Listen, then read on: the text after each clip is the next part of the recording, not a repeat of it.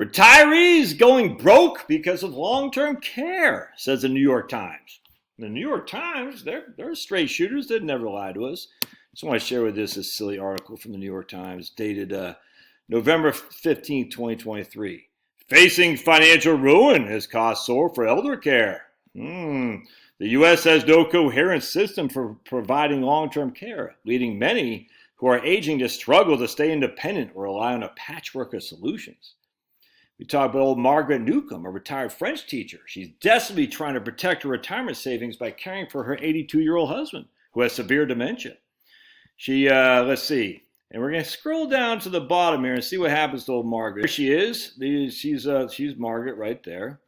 She cares for her husband who has dementia at home, partly in an effort to protect the retirement savings. So she's considered memory care units, but the least expensive option costs around $8,000 a month, and some could reach nearly twice that amount. The couple's monthly income with his pension and their Social Security is $6,000 a month. So she has a house, presumably paid for, and $500,000 right here. Placing her husband in such a place would have gutted the $500,000 they had saved before she retired.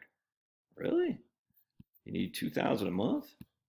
Yeah, more than that, because she's still got to live, I grant you. But you got $500,000 and the house is paid for. Interesting. That's gonna gut your retirement? Oh, seems like it's not as bad as it is, right? Now we got this lady right here. All right, who's this? This is right here. This is Gay Glenn.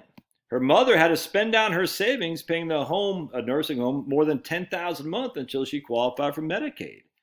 Miss Glenn, Gay Glenn, relocated from Chicago to Topeka more than 4 years ago, moving into one of her mother's 2 rental properties and overseeing her care and finances.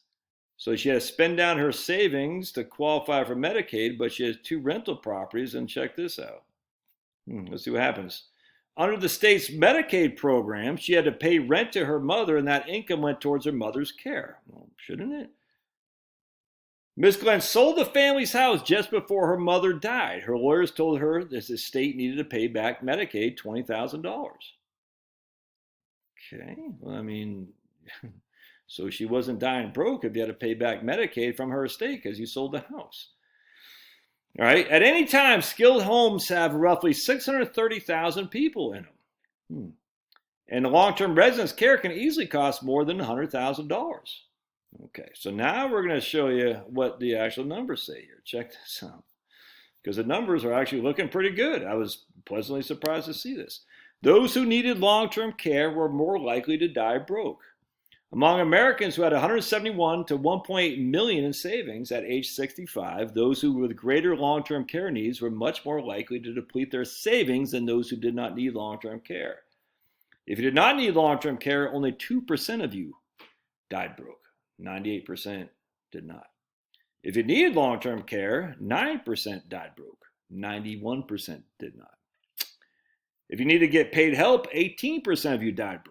That means 82% did not. If you lived in the nursing home, 23% died broke. That means 77% did not. Right now, with long-term care and nursing homes and skilled care, 633,000 people, whatever they said, are in there. So if we take our trusty calculator and we say right here, we're going to say we had 23%, we have 650,000 people are in long-term care facilities right now, and 23% of them are going to die broke. That means 150,000 people are going to die broke. That sucks, but we're a big country. We got 370 million people in this country. That doesn't seem unreasonable to me. It's certainly not. We're all going to die broke, especially when we don't need only 2% who don't need long-term care die broke. If we look at my book, so you can retire on Social Security, we find that nearly half the population right there needed no long-term care. So we have half the population doesn't need any long-term care. And only 2% of those people die broke. That means 1% of the entirety of the population of those groups of people will die broke. All right. Now, the interesting thing is, going back to my book again, is we're going to see what the actual expenditures on long-term care is. All right. So we're going to see right here. For the majority of the surveyed people using the HRS, by the way, the same survey these guys are using, out-of-pocket healthcare expenses are not as high as commonly believed.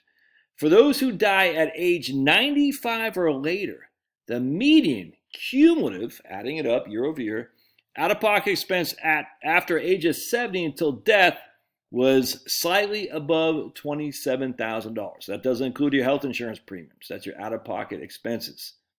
$27,000. Not going broke if you're spending $27,000. All right. Let's see here. Okay, we already talked about that. The out-of-pocket expenses are catastrophic for some. Again, for those who die at age 95 or later, the 90th and 95th percentiles are nearly 172,000 or 269,000 respectively.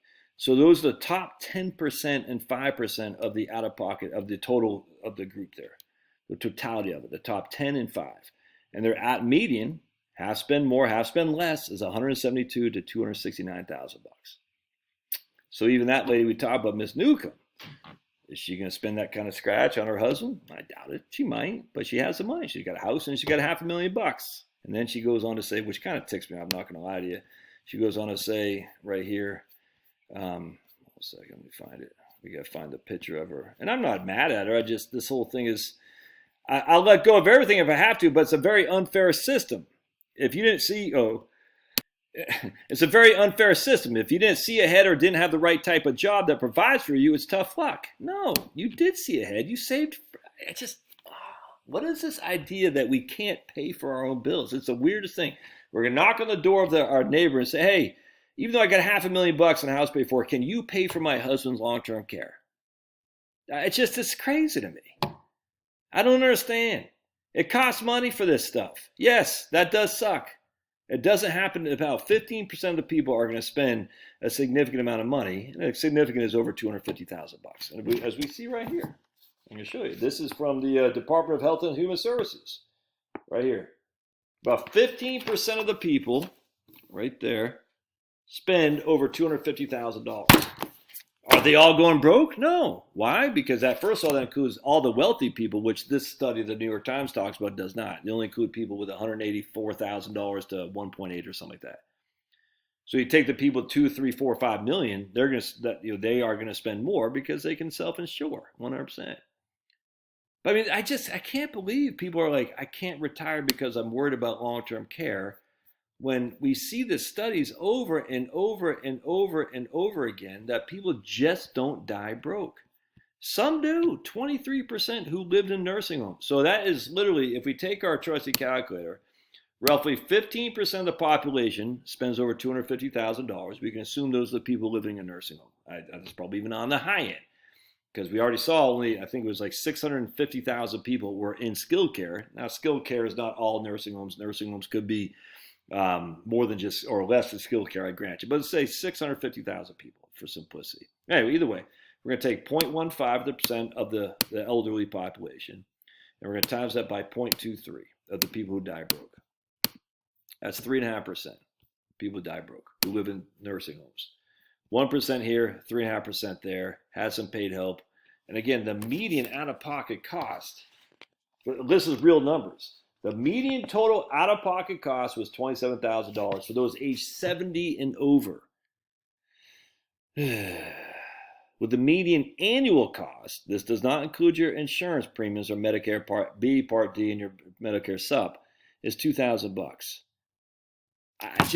Look, there's a catastrophe for some. I'm not saying it's not, but the vast majority of people are not going to die broke in long-term care. They're just not. And even the New York Times, even though they're trying to scare you, they say that right there. The one lady had rental properties. The one lady was able to sell her mom's home, had to pay back Medicaid. Why? Because she said, hey, we have a 5-year look back, 7-year look back, whatever Kansas does. Your mom still had money. She gave you the properties, and we need some of that. Hey, that means she did not die broke. Mrs. Newcomb, she said, oh my goodness, I got $500,000 I got to pay for my husband's long-term care. It sucks. But the likelihood of you dying broke is almost zero. Because he's 82 years old. He's got knee-deep in dementia. He's not going to live for another 20 years. I mean, anyone could. It's just not likely to happen. I'm not sympathetic. I am. Dude, I've seen dementia. It sucks. I hope that for the love of the good Lord, I hope I don't get it. Had a horrible consequence for my wife. But it's not going to keep me from retiring because it's just silly. The likelihood of you going broke with long-term care needs is just not very high. It's kind of like these people like, I need a 100% probability of success on my retirement plan. Why?